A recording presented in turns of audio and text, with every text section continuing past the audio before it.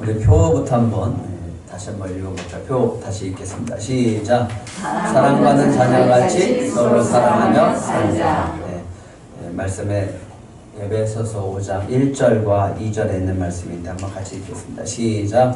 그러므로 사랑을 받는 자녀같이 너희는 하나님을 본받은 자가 되고 그리스도께서 너희를 사랑하신 것 같이 너희도 사랑 가운데서 행하라. 그는 우리를 위하여 자신을 버리사 향기로운 제물과 희생제물로 하나님께 드리셨느니라. 하나님의 사랑이 얼마나 큰지 그것을 받아 누리는 사람이 행복한 사람인 줄 믿으시기 바랍니다. 근데 그 사랑을 받고 살아가는 자녀가 행복한 사람이지만 그 사랑을 받는 사람이 사랑할 줄도 압니다. 받는 사람이 줄 줄도 아는 겁니다.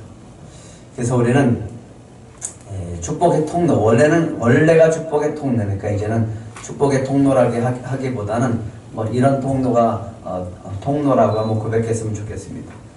우리는 따라해보시죠. 우리는 하나님의 사랑, 은혜의 통로입니다. 여러분이 무슨 통로라고요? 은혜의 통로. 하나님의 사랑, 은혜의 통로. 앞에 거는 왜 빼먹어요? 다시. 여러분은 무슨 통로라고요? 하나님의 사랑, 은혜의 통로. 그러니까 나를 통해서 뭐가 흘러가야 되죠? 하나님의 사랑이 흘러가고 나를 통해서 은혜의 통로가 은혜가 흘러가는 분이 되시기를 축복합니다. 통로가 된다는 것이 얼마나 행복한지. 나를 통해서 하나님의 사랑이 전달되어지고 그 사랑이 전달되어져서 그 사람이 예수를 믿고 주님 앞으로 나오는 그 모습을 보면 너무너무 기쁘고 행복하죠. 기적이죠. 그건 기적이라고. 수많은 사람이 이것을 받아들이지 않고요. 그냥 거부하고 살다가 결국은 멸망의 길로 가는 것을 보게 되어질 때 너무너무 속상합니다. 그렇다면 우리가 하나님의 사랑을 받는 자녀같이 산다라고 하는 게 뭘까라고 하는 거죠. 그래서 우리가 세 가지를 했죠. 하나님을 본받는 자가 된다라고 하는 겁니다. 그러면 하나님을 본받는 자가 된다라고 하는 게 뭘까? 하나님을 사랑하는 게 하나님의 사랑을 받고 그 사랑 가운데서 행하는 게 뭘까? 2절을 한번 다시 읽어볼까요? 2절 시작.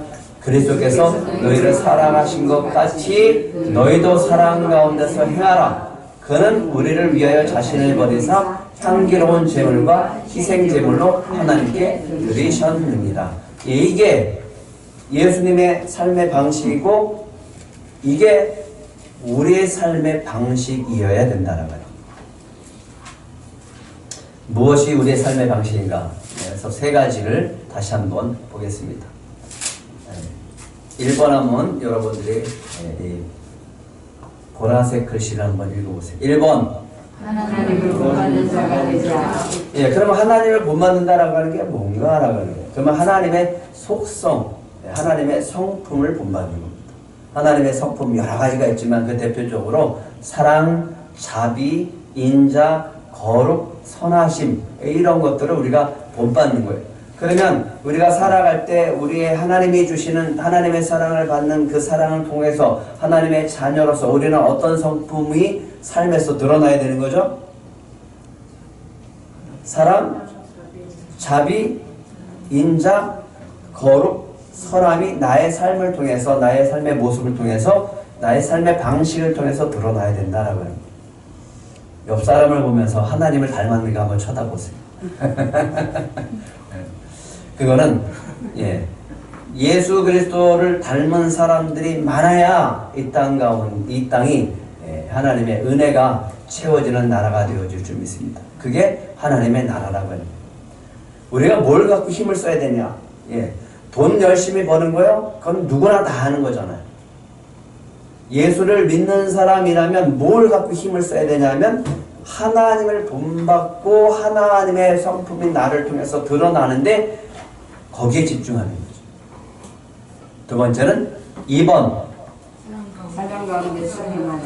다시 크게 2번 사랑 가운데서 행하자. 어디 가운데서 행하자고요? 사랑. 사랑 가운데. 근데 그 사랑은 아까 2절에 뭐라 했어요? 에베소서 5장 2절에 예수님이 자기를 버리신 것처럼. 그게 버리는 것이 사랑 가운데서 행하는 거예요. 나를 버리는 거예요. 하나님께 받은 사랑으로 서로 사랑한다라고 하는 것은 나를 버리는 사랑입니다. 그래서 그것을 실천적으로 하는 것이 3번입니다. 3번 시작. 서로에게 선물이 되자. 예.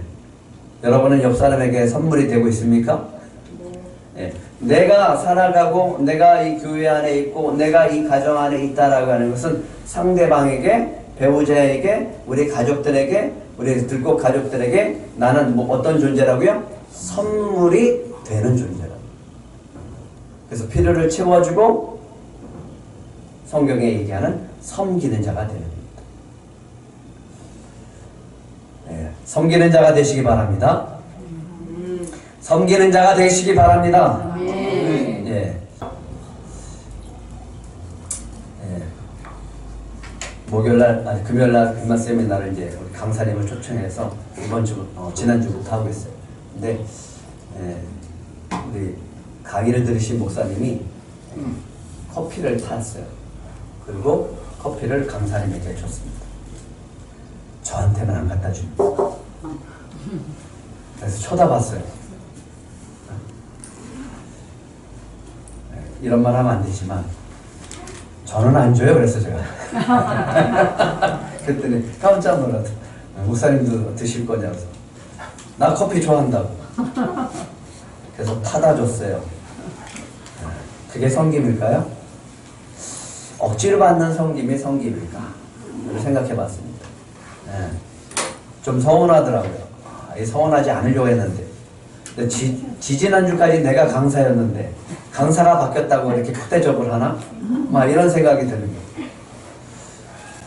목회사관학교 1박 2일로 처음으로 11기째, 11년째 늘 마음이 아쉽고 그냥 부르짖고 간구하고 그냥 그 모든 것들 다 에너지를 쏟고 싶었는데 그렇게 하는 기회가 많지 않아서 올해는 그런 기회를 갖고 안산 동산 교회 수양관에서 이렇게 훈련을 1박 2일 동안 종강봉회를 하고 이제 점심을 먹고 흩어지려고 이제 점심 먹고 인사를 하려고 하는데 다들 아쉬워하는 거예요. 헤어지기 싫어하는 거예요. 그러면서 커피를 한 잔 또 마셨으면 하는 그런 눈치예요. 그래서 이 해안가인데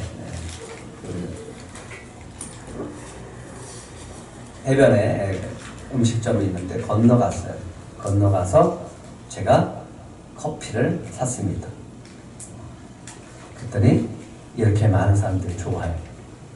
사실은 마중물 선교회에서 후원해 주셔서 우리 교회 이름으로 사줬습니다. 그랬더니 다들 좋아하시는. 왜 좋아할까요? 섬김을 받으니. 섬김을 받으니까. 누가 섬겨줬으니까? 저는 목회사관학교 사관장이에요.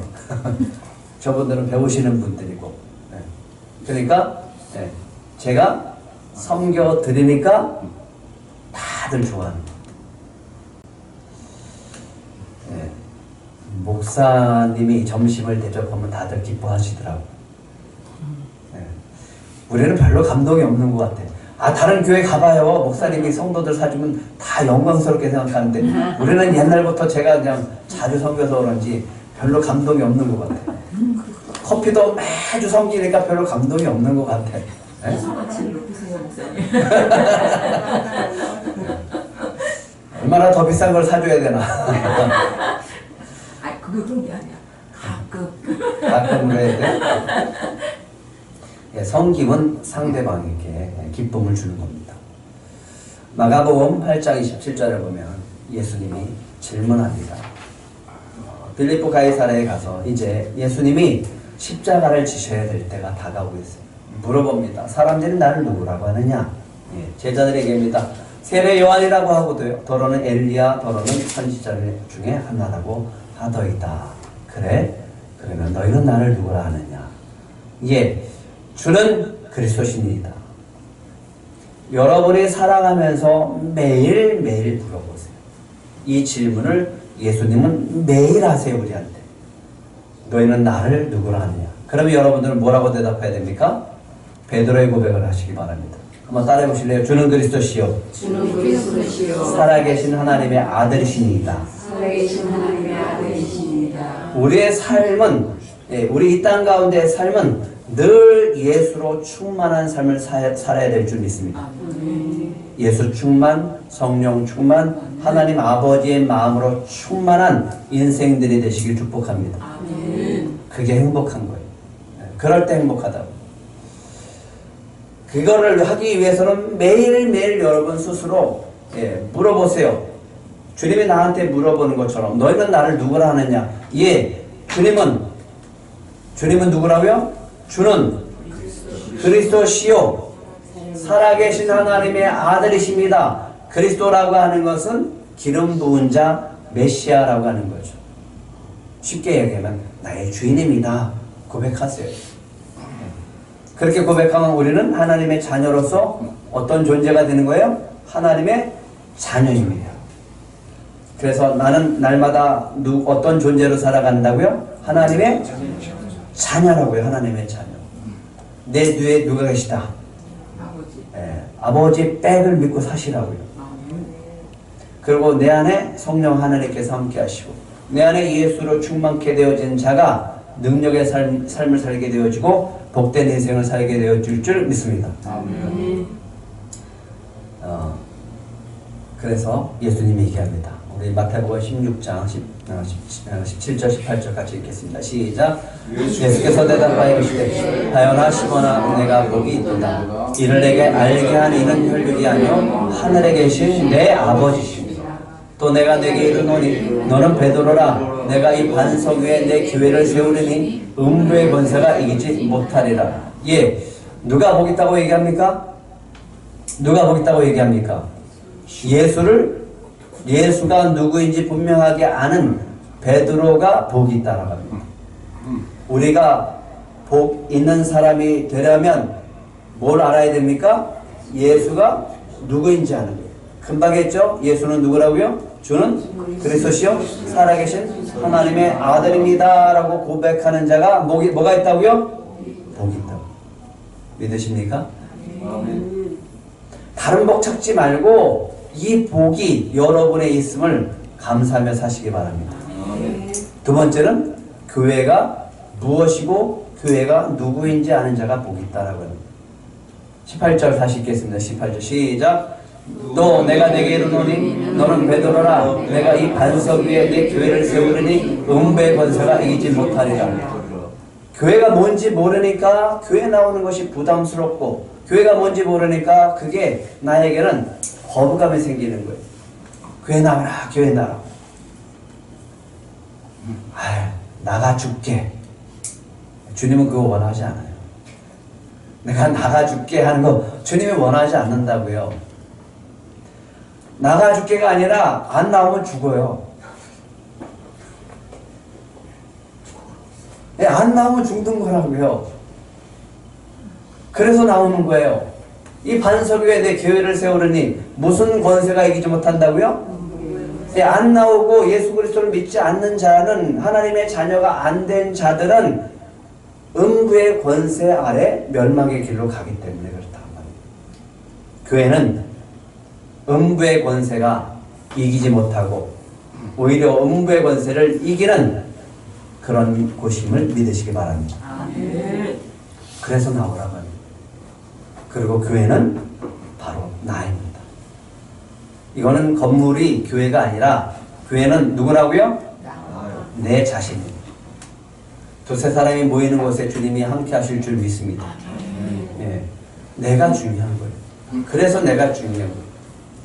주님과의 교제하는 삶, 하나님의 자녀로서 하나님의 은혜와 하나님의 사랑을 받는 자가 복된 자임을 믿으시기 바랍니다.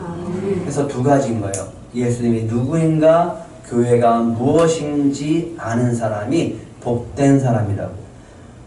교회는 예수 그리스도를 믿는 믿음의 고백 위에 세워졌고 음부의 권세가 이기지 못합니다. 하지만 이것을 떠나 있는 사람은 마치 사자가 무리에서 떠나 있을 때 먹잇감이 되는 것처럼 그렇게 죽음을 맞이하게 될 수밖에 없다는 거예요. 살아있어도 죽은 영혼이다라고 하는 거죠. 여러분은 이 두 가지를 가지고 복된 인생을 사시기 바랍니다. 다시요. 누가 복되다고요? 예수님이 누구인지 아는 사람, 교회가 무엇인지 아는 사람. 여러분은 이미 복된 자임을 믿으시기 바랍니다. 예수님이 얘기하는 거예요. 이제 나 많은 고난을 받고 장로들과 대제사장과 서기관들에게 버림받아 죽임을 당하고 사흘 만에 살아날 것이다 라고 가르쳤어요. 가르쳤어요. 그런데 제자들은 몰라요. 그게 싫은 거예요. 예수님이 죽는다는 말도 싫고 부활한다는 말도 무슨 말인지 모르는 거예요. 예수님이 가시는 그 길이 무슨 길인지도 모르는 거예요. 그냥 예수님이 가는 길은 영광의 길이라고 생각만 하시지 그 영광의 길이 무슨 길인지는 잘 모르는 거예요. 예수님의 길은 십자가의 길이에요. 예수님이 가시는 길은 십자가의 길이라고요. 가서 십자가에서 죽으시는 거예요. 우리를 위해서. 우리에게 죄를 사하시고 우리에게 영원한 생명을 주시기 위해서 죽지 않으면 우리에게는 죄사함이 없고 영생이 없는 거예요. 그래서 그 길을 가시는 거예요. 우리에게 복 주시기 위해서. 그리고 3일 만에 부활하셔서 우리에게 죽음을 이기시고 우리에게도 죽음을 이긴 것을 선포하시기 위해서 그 길을 갑니다. 부활이 언제 일어납니까? 부활하기 전에는 뭐 해야 돼요? 그래서 따라해 보실래요? 죽어야 다시 산다. 죽어야 다시 산다.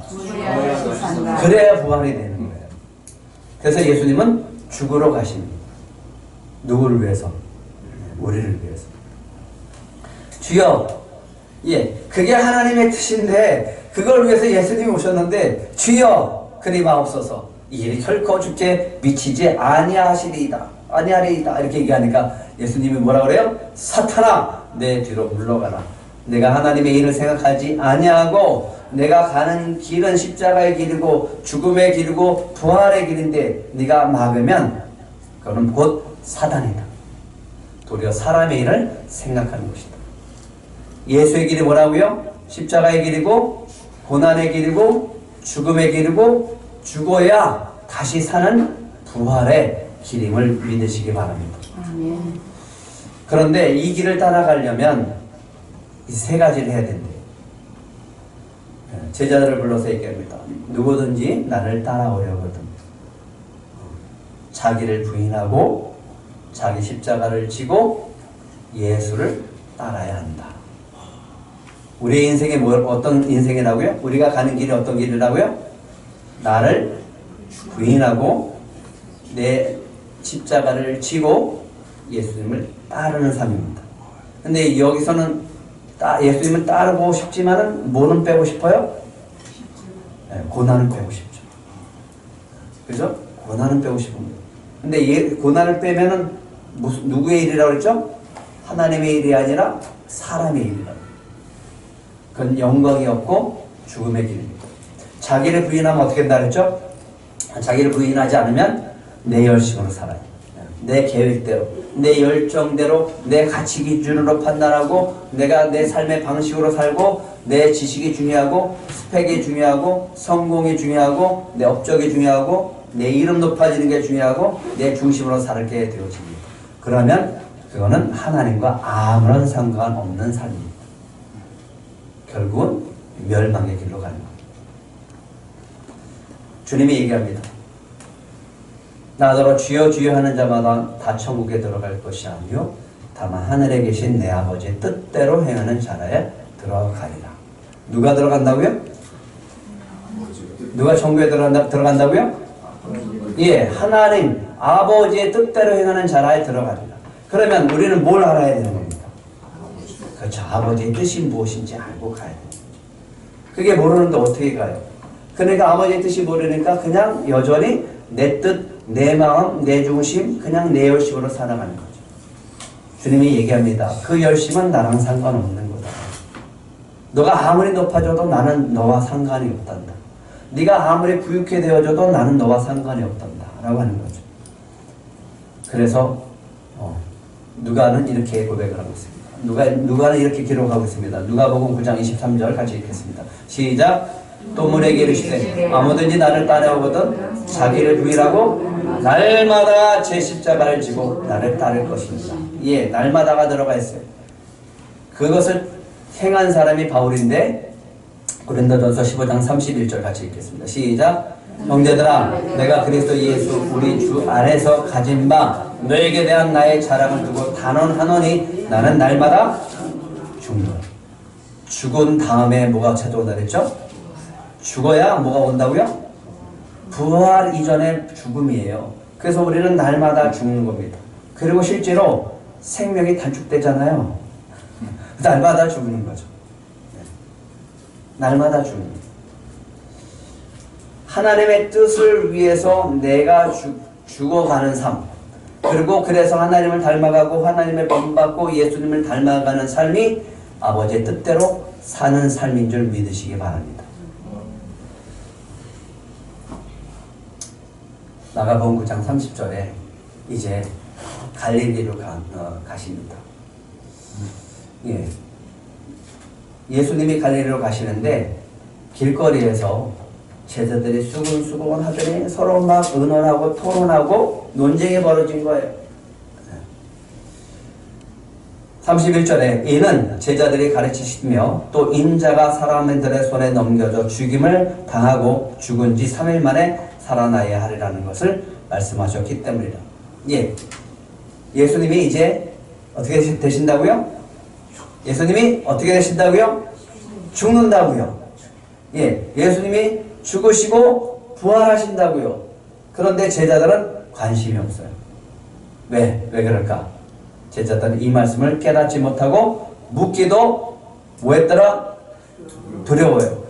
괜히 물었다가 예수님이 그 길에 대해서 자세하게 설명하고 우리가 알면 더 두려운 거예요. 그냥 모르는 게 나아. 그러고 가는 거예요. 예수님이 왜 그 길을 가는지, 간 다음에 죽으신 다음에 부활하는 게 뭔지 그거를 알고 싶지만 묻는 게 두려워요. 왜? 예수님이 죽으신다는 말씀 때문에. 그러니까 초점이 어디 있냐면 죽는 데에 있고 부활한 데에 없으니까 두려운 거예요. 부활이 뭔지 모르니까 두려운 거예요. 예수를 믿는 자들은 죽은 다음에 부활이 있음을 믿으시기 바랍니다. 그래서 우리는 사망을 이기는 존재임을 믿으시기 바랍니다. 그래서 이 땅 가운데 살 때 담대하게 살라고 그랬잖아요. 예. 죽음을 두려워하지 않은 사람을 누가 이기겠습니까? 여러분은 이미 사망을 이긴 주님이 함께하는 존재임을 믿으시기 바랍니다. 그런데 그렇게 하기 전에 십자가의 길을 가야 된다. 죽음의 길을 가야 된다고. 죽어야 다시 산다고요. 이 길을 주님께서 가신다고요. 그런데 제자들은 그것이 무슨 말인지 모르고 믿고 싶지도 않고 듣고 싶지도 않고 알고 싶지도 않은 거예요. 그러니까 이야기하는 것이 다시 그들의 생각 속에 자기 중심으로 돌아오면서 관심 있는 게 뭐냐면 누가 크냐예요. 누가 크냐? 예수님이 집에 들어가셨어요. 너희들이 길거리에서 논쟁한 게 무슨 말이냐? 그러니까 제자들이 다 아무 소리도 안 해요. 왜 그럴까요? 또 야단 맞을까봐. 그래서 뭐라고 했어요? 누가 크냐? 예수님은 지금 어디로 가시는데? 예, 우리를 위해서 죽으러 십자가를 지기 위해서 가시는데 길거리에서 제자들이 하는 짓들은 이야기하는 것은 관심은 뭐라고요? 누가 크냐?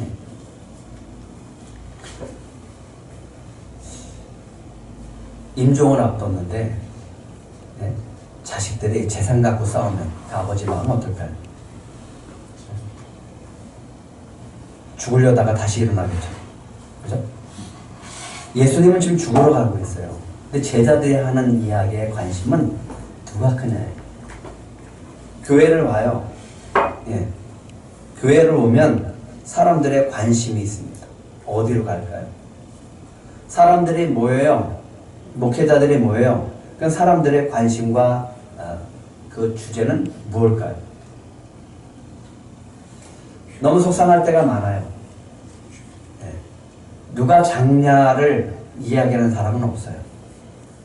누가 크냐고 물어보고, 누가 큰 교회를 다니냐고 물어보고, 누가 직분이 높으냐라고 물어봐요.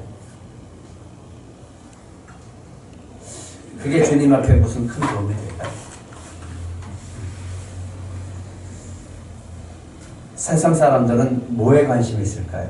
아니요. 세상 사람뿐만 아니에요. 교회 다니는 사람들은 마찬가지. 똑같이 교회를 다녀도 관심은 예수님의 관심이 없고요. 누가 크냐에 달려있어요. 오늘 아침 신문에 있습니다. 신화통신 중국 달 탐사선 창허 6호 세계 최초로 달 뒷면에 착륙하는 데 성공했다. 뭐에 관심 있어요? 세계 최초. 사람들은 뭐에 관심 있어요? 누가 크냐? 누가 높냐? 누가 잘하느냐? 누가 1등이냐? 그래서 우리나라 이름이 뭐예요? 대자를 어떻게 불러요? 큰 대자를 안 부르고 대한민국이라고 해요. 그만큼 우리는 큰 걸 좋아해요. 그래서 이 컵라면도 왕뚜껑을 좋아해요. 도시락도 전보가 있어. 네? 최대, 최고, 최초, 가장 빅, 전보, 뭐 대왕 이걸 제일 좋아해요. 작은 거 별로 좋아하지 않아요. 네? 피라미드, 최고 꼭대기, 펜트하우스의 제일 높은 곳, 모세의 자리, 바리새인처럼 모세의 자리에 앉는 걸 좋아해요? 왕의 자리에 앉는 걸 좋아해요? 예수님이 제자들을 불러요. 누구든지 첫째가 되고자 하면 무사람의 끝이 되며 무사람을 섬기는 자가 되어야 하리라 하시고, 표준 세번역 밑에 있는 거 한번 같이 읽겠습니다. 시작. 예수께서 앉으신 뒤에 12제자를 불러놓으시고 그들에게 말씀하셨다. 누구든지 첫째가 되고자 하면 모든 사람의 꼴찌가 되어서 모든 사람을 섬겨야 한다. 뭐가 되라고요? 모든 사람의 꼴찌가 되고. 모든 사람은 다 맨 먼저, 최초, 최고, 높은 자리, 왕의 자리를 놓고 다 그 자리에 가기를 원해요. 그리고 올라가면 잘했다고 박수를 쳐요. 근데 예수님은 거꾸로 얘기해요. 어디 가라고요? 어느 자리에 가라고요? 꼴찌의 자리에. 교회를 나와도 마찬가지. 아니 교인들이 모여도 마찬가지. 부끄러운 얘기지만 목회자가 모여도 마찬가지. 가장 중앙, 가장 높은 자리, 가장 성공한 자리, 거기에 앉기 원합니다. 예수님이 얘기합니다. 마태복음 23장 5절부터 7절까지 한번 같이 읽겠습니다. 시작. 그들의 모든 회개를 사람에게 돌리고자 하나니 곧 그 경문길을 넓게 하며 오수를 길게 하며 잔치의 윗자리와 회당의 높은 자리와 시장에서 문안받는 것과 사람에게 랍비라 칭함을 받는 것을 좋아하느니라. 어떤 자리요? 잔치의 윗자리, 회당의 높은 자리, 선생님 존경합니다 라고 하는 칭함을 받는 걸 좋아한다. 예수님이 얘기합니다. 마태복음 23장 10절부터 12절까지 같이 읽겠습니다. 시작. 또한 지도자라 칭함을 받지 말라. 너희의 지도자는 한 분이시니 곧 그리스도시니라. 너희 중에 큰 자는 너희를 섬기는 자가 되어야 하리라. 누구든지 자기를 높이는 자는 낮아지고 누구든지 자기를 낮추는 자는 높아지리라. 그럼 우리는 뭐가 되어야 될까요? 꼴찌가 되라고요. 꼴찌. 낮아지라고요. 낮아지면 주님이 높이세요. 꼴찌가 되면 주님이 앞으로 데려가세요. 앞에 가면 주님은 뒤로 빼요. 높아지면 내려요. 낮춰요. 왜 그렇게 사냐고요. 네? 누구든지 첫째가 되고자 하면 모든 사람의 꼴찌가 되어서 모든 사람을 섬겨야 된다. 낮아야 섬길 수 있어요. 낮아야. 낮은 자리가 돼야지 다른 사람을 섬길 수 있다. 그런데 왜 교회까지 와서 높은 자리에 앉으려고 해요? 왜 교회까지 와서 섬김을 받으려고 그러고 왜 교회까지 와서 왕이 되려고 하냐고. 그건 하나님 나라 방법이 아니라고. 끝이라고 하는 단어는요, 맨 마지막입니다. 가장 가치 없는 거예요. 가장 작은 거예요. 그래서 성경에는 나중된 자라고 표현했어요. 근데 나중된 자가 주님 뭐라고 그래요? 먼저 된다. 섬기다라고 하는 뜻은 식사를 시중 두는 사람이에요. 네, 하인이에요. 종이에요, 종. 주인의 명령에 수행하는 자가 섬기는 겁니다. 그러면 우리가 예수를 믿는 사람은 꼴찌가 되는데 어떻게 되는 거예요? 네, 꼴찌가 돼서 낮은 자리에 가서 다른 사람의 종이 되는 거예요. 그게 큰 자리예요. 근데 하기 싫죠. 왜? 성질만 받고 싶죠. 그래서 예수님이 얘기합니다. 어린아이를 데리고 와요. 어린아이 하나를 데려다가 가운데에 세우시고 안아주세요. 이렇게 안으시고 제자들에게 합니다. 마가복음 9장 37절 같이 읽겠습니다. 시작. 누구든지 내 이름으로 어린아이 하나를 영접하면 곧 나를 영접하며 누구든지 나를 영접하면 나를 영접함이 아니라 나를 보내신 이를 영접합니다. 예, 어린아이라고 하는 것은 작은 영혼입니다. 작은 자. 우리 교회 표어죠. 작은 영혼, 작은 교회. 꿈과 희망이 되어주는 교회입니다. 하나를 영접하면 그 작은 어린 아이와 같은 하는 작은 영혼을 영접하면 누구를 영접한 거라고요? 예수님을 영접한 것이고 예수님을 영접한 사람은 누구를 영접한 거라고요? 예수님을 보내신 하나님의 아버지를 영접한 거라고. 놀랍지 않아요? 내가 이 사람을 섬겼는데 내가 섬기는 그 사람은 곧 예수님이시고 예수님이시면서 그분이 하나님이래요. 여러분이 작은 영혼을 무시하면 누구를 무시하는 거죠? 예수님을 무시한 것이고 하나님을 무시한 거예요.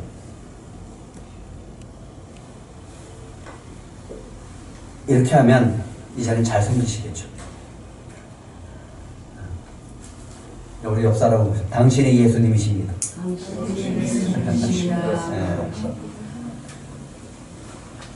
그러니까 내가 예수님을 얼마나 공경하고 존경하고 사랑하는지 그 마음만큼 다른 사람을 섬길 수가 있는 거예요. 내가 예수님을 사랑하지 않고 내가 하나님을 사랑하지 않으면 내가 다른 사람을 섬길 수가 없는 거예요. 내가 예수님을 무시하는 것만큼 다른 사람을 무시할 수밖에 없는 거예요. 나는 대접받고 싶은데 본인은 다른 사람을 대접하지 않는다라고 하면 그건 모순이라고. 마가복음 43절에서 45절에 보면 예수님이 또 얘기하겠죠. 얘기하십니다. 너희 중에 그렇지 않을지니 나중에 자세하게 하겠지만 예수님이 죽음을 앞두고 있는데 요한과 야고보가 자리 다툼을 하고 있으니까 이렇게 얘기해요. 너희 중에 누구든지 크고자 하는 자는 너희를 어떻게 하는 사람이 된다? 섬기는 자가 되고 너희 중에 누구든지 으뜸이 되고자 하는 자는 모든 사람의 뭐가 되어야 된다? 종이 되어야 된다. 내가 왜 왔는지 아냐? 45절 같이 읽겠습니다. 시작. 인자가 온 것은 섬김을 받으려 함이 아니라 도리어 섬기려 하고 자기 목숨을 많은 사람의 대속물로 주려 합니다. 내 목숨을 주려고 내가 섬기려고 왔다라고 하는 거예요. 교회가 하나님의 나라의 모델이 되어야 된다라고 말씀을 드렸습니다. 그렇게 되기 위해서는 내가 죽어야 되는 거예요. 그리고 다른 사람을 내가 죽어서 그 사람을 섬겨야 그게 하나님 나라가 되는 거예요. 여러분들은 이미 큰 자임을 믿으시기 바랍니다. 예수님을 믿는 사람은 큰 자입니다. 마태복음 11장 11절 같이 읽겠습니다. 시작. 내가 진실로 너에게 말하노니 여자가 낳은 자 중에 세례 요한보다 큰 이가 일어남이 없도다. 그러나 천국에서는 극히 작은 자라도 그보다 크니라. 왜 이렇게 비교급을 쓰셨을까요? 누가 큰 자다? 그죠? 천국에 들어간 자가 큰 자라고. 천국에 들어간 자가 큰 자라고요. 여러분들은 천국에 들어갈 자이기 때문에 이미 큰 자임을 믿으시기 바랍니다. 네. 그래서 옆 사람을 보시면서 굉장히 크게 보셔야 돼요. 큰 사람으로 보시라고요. 이제 남편도 무시하지 않겠죠? 아내를 무시하지 않겠죠? 예. 참 놀라운 것은 예. 오늘 아침에 5,000원을 준비하래 성령께서. 예. 또 올 때가 됐나 보다. 한 달이 됐나? 하는데 기가 막히게 내가 봉투에다가 5,000원을 넣고서 예. 구해가는데 이현주 씨가 딱 온 거예요. 뒤에서 기도를 하더라고요. 참 놀랍지 않아요? 깜짝깜짝 놀라요. 그래서 주고 기도해줬습니다. 저는 그래요. 오늘 말씀을 준비하면서 주신 대로 그 사람이 예수님입니다. 그 사람이 예수님입니다. 비록 노숙자지만 교회에 왔잖아요. 와서 내가 한번 물어봤어요. 정말 믿냐? 네, 믿는데 어떻게 믿는다고? 믿는다고 그러니까 믿어줘야지. 그래서 축복을 해주고 왔습니다. 정말 당신 중심에 예수님이 계시기를 나는 축복합니다 하고 돌려보냈습니다. 교회 왔습니다. 교회는 하나님의 나라의 모델이 되어준 거예요. 그래서 여러분들의 주보에다가 어떻게 섬겨야 되는지 이 전체적인 것은 두 가지 단어입니다. 사랑, 섬김입니다. 그래서 일주일 동안 여러분들에게 주는 미션입니다. 여기에 성경 구절을 적으시고 찾고 적어보시기 바랍니다. 그리고 제가 내일 아침 9시에 일주일간 이 성경 구절을 카톡으로 해서 보내드릴 겁니다. 그러면 꼭 읽으시기 바랍니다. 영상을 준비를 했는데 수요 예배하면서 너무너무 좋은 걸 해서 한번 성경 구절을 가지고 한번 적어봤어요.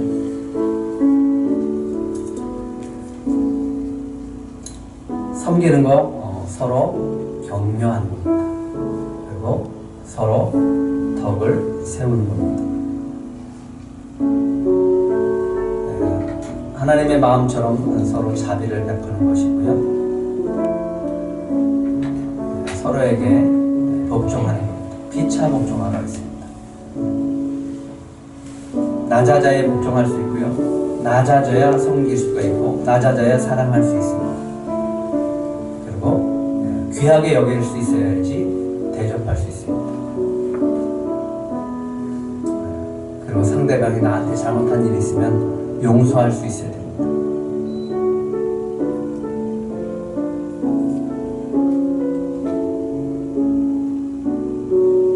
그리고 힘든 사람을 위로해 줄 수 있어야 됩니다. 정죄하지 말고 그리고 그 영혼을 위해서 함께 같은 마음으로 같이 그 문제를 놓고 기도할 수 있어야 됩니다. 그게 서로 짐을 같이 나눠주는 거예요. 그러면 함께 달려갈 수 있습니다. 그리고 자주 문안 안 했어요. 일주일에 한 번만 문안하지 말고 얼굴만 보고 얘기하지 말고 문자라도 해서 전화라도 해서 문안하고 그리고 서로 돕는 겁니다. 서로 돌아보고 서로 받아주고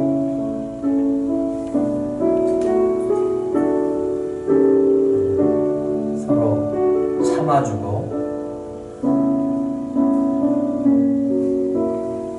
서로 불쌍히 여겨주고 서로 돌봐주고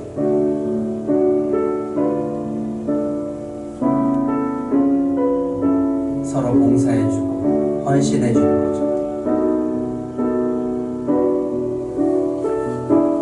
서로 하나가 되는 겁니다.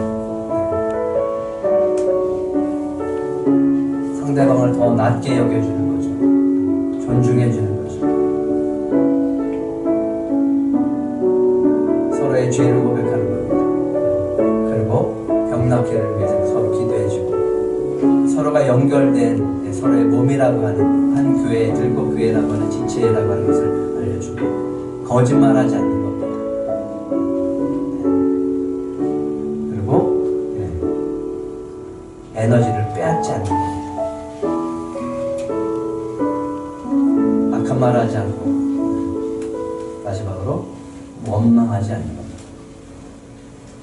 이게 한번 따라해 보실래요? 예수님의 사랑으로 예수님의 사랑으로 기꺼이 꼴찌가 되는 사람이 되자. 기꺼이 꼴찌가 되는 사람이 되자.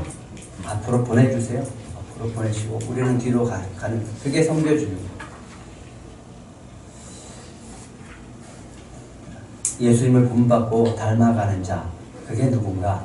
기꺼이 꼴찌가 되어줄 수 있는 사람입니다. 그 사람이 낮아지는 사람이고 그 사람이 상대방을 섬길 수 있는 사람입니다. 그 공동체가 바로 교회고 천국 공동체임을 믿으시기 바랍니다. 금주 미션입니다. 아까 말씀을 드렸습니다. 오전 9시에 도착하는 알림도 꼭 읽으시고요. 주보에 있는 말씀 찾아서 적어보시기 바랍니다. 기도하겠습니다.